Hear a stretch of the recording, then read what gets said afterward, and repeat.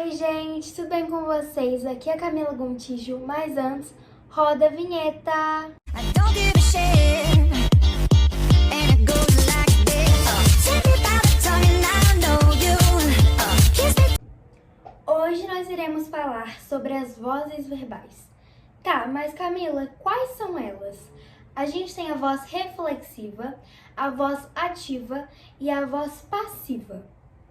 Qual que é a função de cada uma e características? A voz passiva, ela possui um sujeito que recebe a ação verbal. Em vez de ele praticar, ele recebe. Ou seja, ele é um sujeito paciente, porque ele recebe a ação verbal. Já a voz ativa, a gente possui um sujeito agente, porque ele que pratica a ação verbal. Quando a gente fala da voz reflexiva, é mais fácil, por quê? Porque reflexiva reflete. Você pratica e recebe a ação verbal, entendeu? É como se você praticasse e ela voltasse para você. Então, por isso que ela reflete, ela é reflexiva, entendeu?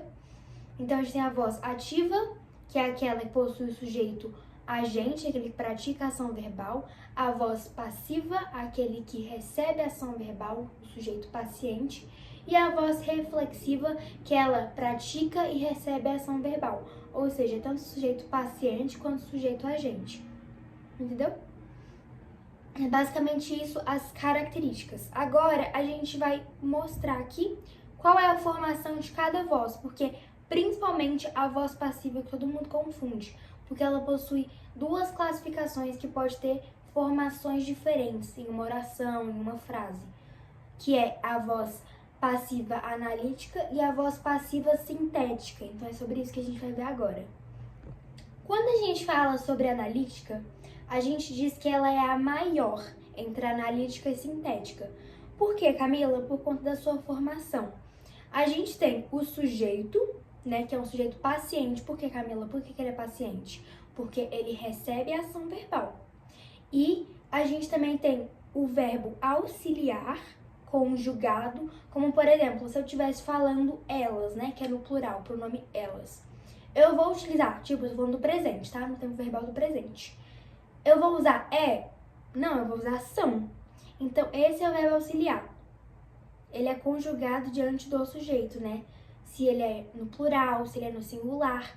Aí, além do verbo auxiliar, a gente tem o verbo principal, que é conjugado no particípio, que é terminado em ado, em ido. Por exemplo, o café foi tomado por ela.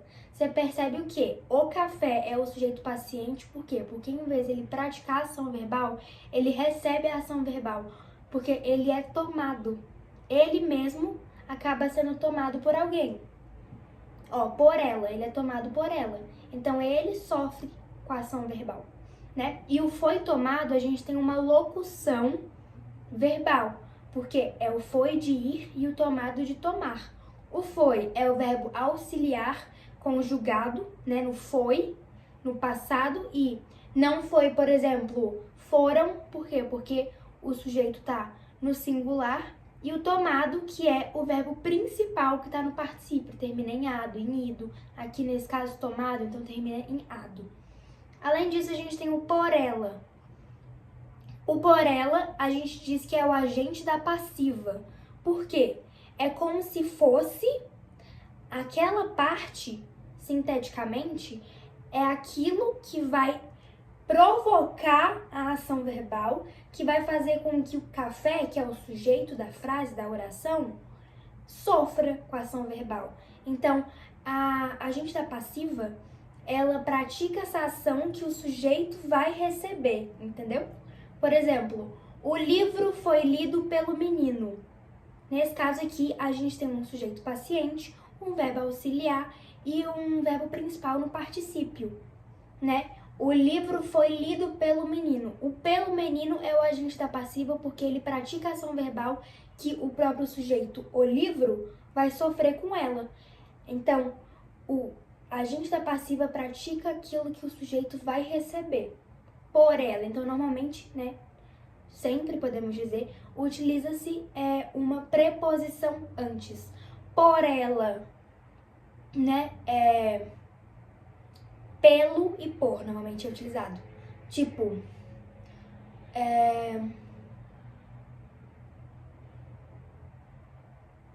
o café foi tomado pelo menino. Você não vai utilizar por menino, pelo menino, então depende do contexto. Tem várias outras listas de preposições utilizadas para ocasionar, né, juntar o agente da passiva.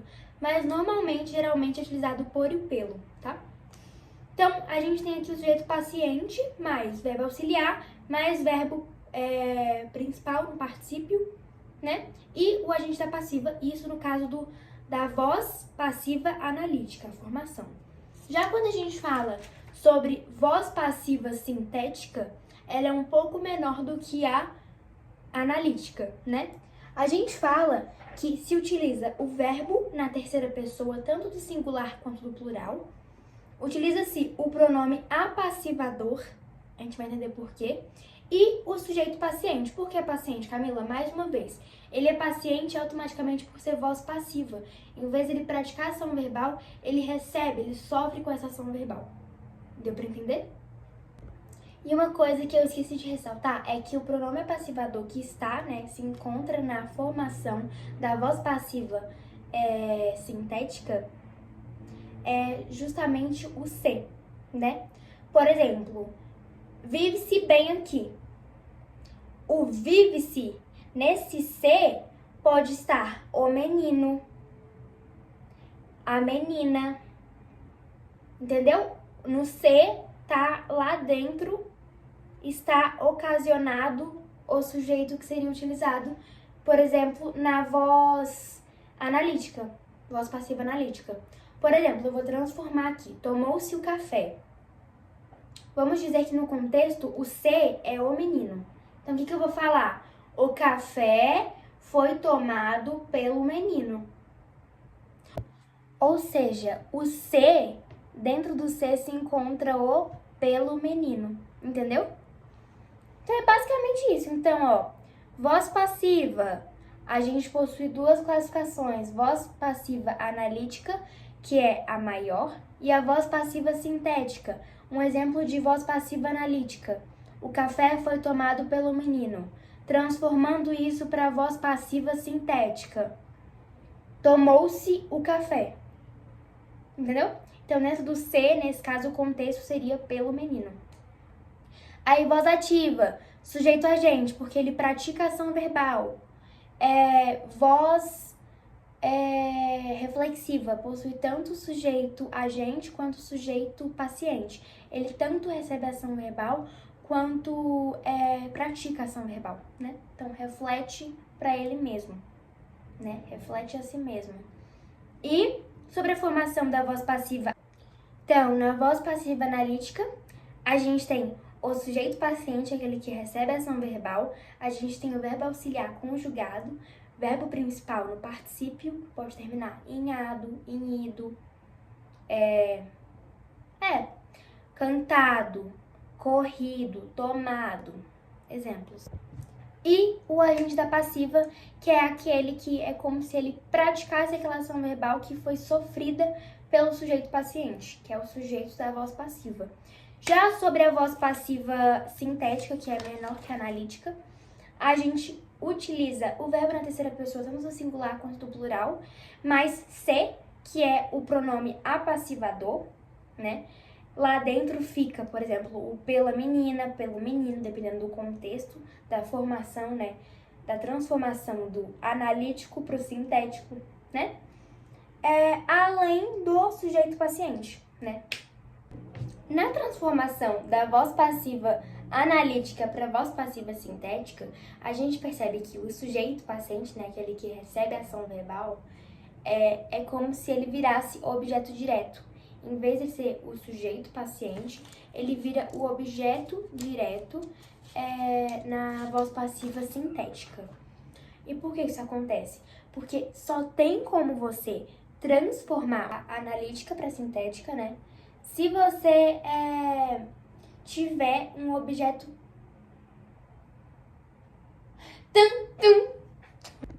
Outra coisa importante, por exemplo, eu tenho aqui uma oração com um predicado nominal. Por exemplo, elas eram filhas de Luísa. Não tem como eu pegar essa frase e transformar ela para a voz passiva, onde ela vai ser analítica ou sintética com um sujeito paciente, aquele que recebe a ação verbal. Não tem como, porque ela não está nem praticando ação e não está nem recebendo ação. Além do mais, por ser um predicado nominal, significa que elas serem filhas de Luísa, elas serem filhas de Luísa é uma característica. Filhas de Luísa é um predicativo do sujeito. Então, não tem como você pegar uma frase qualquer e transformar para a voz passiva se não tiver um verbo transitivo direto.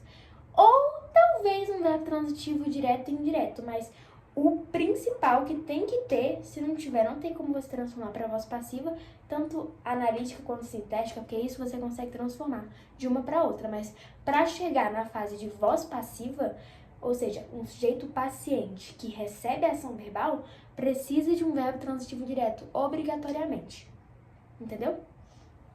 É isso, gente. Espero que vocês tenham gostado da aula de hoje. Se vocês quiserem mais aulas, de estudo de vozes verbais, deixa o like e compartilha esse vídeo com os seus amigos. E é isso. Um beijo e até o próximo vídeo.